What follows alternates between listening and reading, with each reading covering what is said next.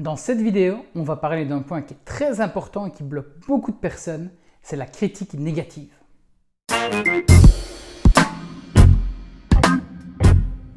Bonjour à tous et bienvenue dans cette nouvelle vidéo de mon YouTube Challenge, 30 jours, 30 vidéos. Et aujourd'hui, on va parler d'une plaie dans le monde de l'entrepreneur et même dans la vie de tous les jours, c'est la critique négative. Comment réagir à une critique négative? Alors beaucoup vous diront « ouais, mais moi la critique, ça ne m'atteint pas, etc. » On est tous un peu touchés par cette critique. Et donc, comment pouvoir répondre à la critique, comment pouvoir l'intégrer, comment pouvoir réagir lorsqu'on a une critique négative? Alors, la toute première chose à faire, c'est déjà comprendre la différence entre une critique constructive et une critique qui ne l'est pas. Une critique constructive, c'est une critique qui n'a pas été faite pour nous critiquer nous, mais qui a été comme un conseil qu'on aimerait vous donner pour pouvoir vous améliorer. C'est une critique en fait qui a été vraiment développée, qui a été améliorée, qui a vraiment, à la fin de cette critique, en fait, il y a quelque chose de constructif. On va pouvoir repartir de cette critique et pouvoir avancer, s'améliorer. À côté de ça, il y a l'autre critique, celle qui n'apporte rien. Ça, celle-là, on va directement se rendre compte qu'il faut l'oublier, il faut la passer, il ne faut même pas s'arrêter dessus. Alors, comment répondre à une critique lorsqu'elle est tournée vers nous? La première chose, c'est de ne jamais prendre les choses personnellement. Une critique, effectivement, alors, il ne faut jamais la prendre personnellement parce qu'il y a un contexte qui est derrière. Peut-être que la personne de l'autre côté n'était pas de bonne humeur, peut-être que la personne de l'autre côté a passé une mauvaise journée, peut-être que sa façon de le dire n'était peut-être pas non plus comme elle voulait l'exprimer, parce qu'il y a ça aussi, des fois on ne comprend pas le contexte de la critique quand elle est écrite. Et donc, ça c'est très important, c'est de ne pas le prendre personnellement et de prendre un peu du recul par rapport à ça. La deuxième chose, c'est simplement de se dire, ok, j'ai vu ma critique, est-ce que je la prends pour moi, c'est-à-dire est-ce que je prends sur moi et je l'accepte, ou est-ce que je m'en fous tout simplement? Et ça c'est très important. Parce qu'il y a des gens, vous serez toujours critiqués. Donc ça déjà, je peux arrêter ceux qui pensent que parce qu'ils font tout bien, ils vont être aimés de tout le monde. Non, malheureusement, on ne peut pas être aimé de tout le monde. Il y aura toujours des gens pour critiquer. Et qui sont souvent les gens qui te critiquent? C'est ceux qui sont soit jaloux de toi, soit ceux qui n'ont pas réussi à faire ce que tu as fait, ou ceux qui n'ont jamais eu le courage de se lancer dans ce que tu aimerais te lancer, etc. Donc c'est très important de savoir d'où vient la critique et de savoir surtout laquelle est-ce que je peux entendre, laquelle est-ce que je dois totalement mettre sur le côté. Donc ici, l'un des points, c'est vraiment comprendre, lorsque la critique vient, c'est de comprendre déjà de qui. Qui te donne cette critique? Est-ce que c'est quelqu'un qui n'a jamais rien fait de sa vie et qui se permet de te donner des conseils et des critiques sur comment tu fais les choses? Ou est-ce que c'est justement quelqu'un qui a déjà fait ce que tu as fait? Et alors, j'appellerais même pas ça une critique, j'appellerais ça vraiment un conseil qu'il te donnerait. Donc si tu le ressens sur une critique, sur une attaque, sur quelque chose comme ça, dis-toi que tu t'en fous de ça, tu passes par au-dessus. Après, on a aussi ce qu'on appelle les trolls. Les trolls, c'est quoi? C'est des personnes soit qui ont créé un faux compte, soit qui crachent sur tout ce qui passe. C'est des gens frustrés de leur vie. Alors, comment réagir avec un troll? Il y a une chose qui est très simple et moi que j'utilise vraiment, et c'est un outil qui... Au début, j'étais peut-être comme vous qui regardez cette vidéo, j'avais peur. Dès que je recevais une critique, ça me prenait là dans l'estomac. J'étais là, ah, qu'est-ce que j'ai fait de mal? Et alors, je pouvais avoir 40 commentaires positifs. C'est sur celui-là que j'allais m'arrêter. Et puis un jour, j'ai découvert l'astuce pour vraiment arrêter de m'inquiéter quand il y a, quand il y a une critique constructive, une critique négative, un troll qui vient et qui commente une de mes vidéos YouTube.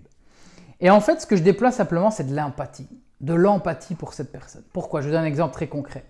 Vous venez de poster une vidéo sur YouTube comme je suis en train de la tourner.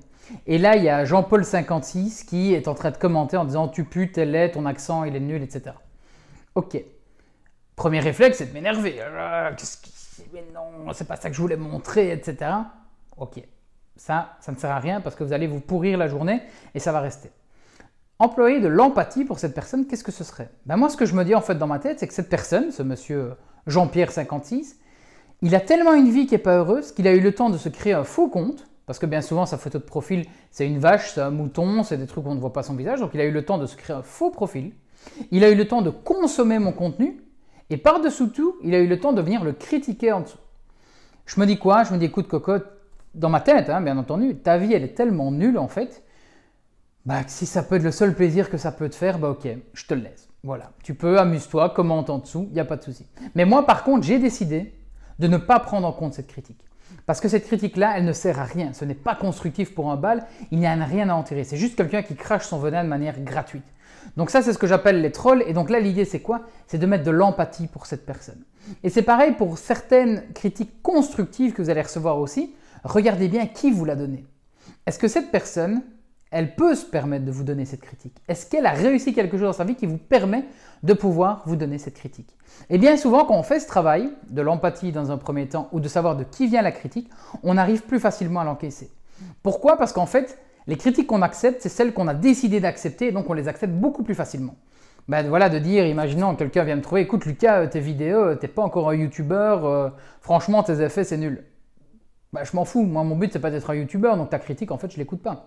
Par contre, c'est quelqu'un qui veut faire ce que j'ai fait, donc qui veut créer une audience petit à petit, il va me dire, écoute Lucas, moi je trouve qu'il y a juste un petit problème dans ta vidéo, c'est peut-être qu'il n'y a pas assez de rythme.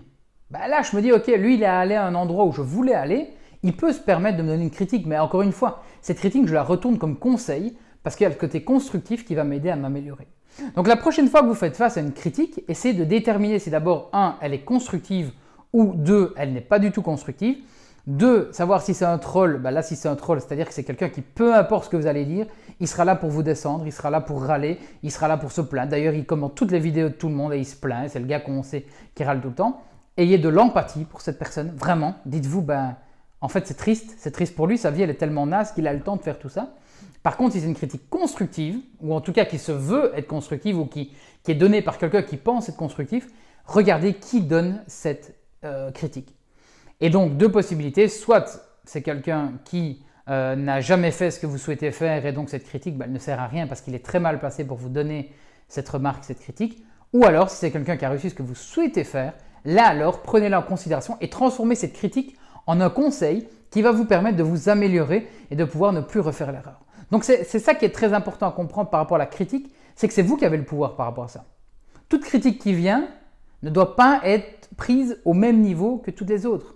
Vous devez faire ce tri de hiérarchie par rapport à la critique, à savoir tout en bas c'est vraiment le troll qu'on évite et qu'on ne répond même pas, jusqu'à tout au-dessus c'est le conseil en fait, et cette critique devient un conseil. Si vous le voyez comme un conseil, ce sera beaucoup plus facile à accepter parce que vous allez comprendre comment vous allez pouvoir améliorer ça. Donc voilà. C'était la vidéo du jour. Je sais que c'est un problème qui arrive chez beaucoup de personnes, c'est la peur de la critique. Alors même avant, c'est comment réagir à la critique, mais il y en a qui ont même peur avant de cette critique. Et d'ailleurs là, je suis tellement chaud, je vais continuer en fait par rapport à quelque chose, par rapport à cette critique. Ceux qui ont peur de la critique, avant même qu'elle arrive, j'ai 2 choses à vous dire. 1, soit vous êtes parano, soit vous avez quelque chose à vous reprocher. Parce que qu'est-ce qui fait qu'on va se choper un bad buzz ou des millions et des millions de commentaires négatifs? C'est pas parce qu'on a fait une seule erreur. Ça ne risque pas d'arriver. Mais par contre, le fait d'avoir quelque chose à se reprocher, là, il y a de fortes chances que plusieurs personnes arrivent vers nous et nous reprochent. Ou alors, on est tout simplement parano et on imagine ce qui pourrait arriver au lieu de ce qui arrive vraiment. Donc voilà, ici, ça clôture cette vidéo sur la critique négative, comment y réagir.